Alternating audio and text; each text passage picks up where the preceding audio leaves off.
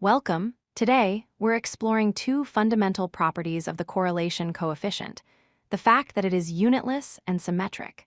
Understanding these concepts is key to correctly interpreting statistical relationships.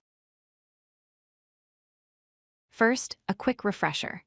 The correlation coefficient, represented by the letter R, is a single number that tells us two things about the linear relationship between a pair of variables: its strength and its direction. The value of R always falls between -1 and +1. The first major property we'll discuss is that the correlation coefficient is unitless. This means the value of R is just a pure number. It doesn't carry any units like feet, kilograms, or dollars.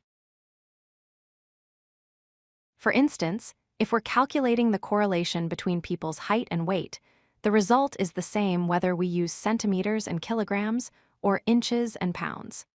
The underlying pattern in the data doesn't change just because the units did, so the correlation value remains constant.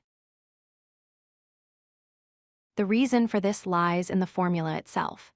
To calculate the correlation coefficient, we first convert our original data points into standardized scores called z-scores.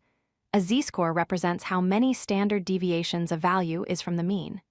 This process effectively strips away the original units, leaving us with pure numbers. The second key property is symmetry. This means that the correlation between variable x and variable y is exactly the same as the correlation between variable y and variable x. In simple terms, the order of the variables does not matter.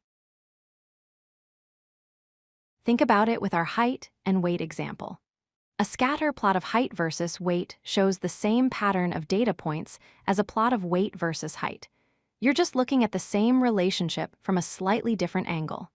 The association between the variables is the same regardless of which one you put on which axis. The formula backs this up. At its core, it involves multiplying the z-scores of the two variables for each data point. Because multiplication is commutative, meaning a times b equals b times a, the order in which you multiply the z-scores makes no difference to the result. The final value of R will be identical. So, to summarize our two key points. First, the correlation coefficient is unitless. It's a standardized measure that isn't tied to the original units of the data. And second, it is symmetric. You get the same correlation value regardless of which variable you consider to be x or y.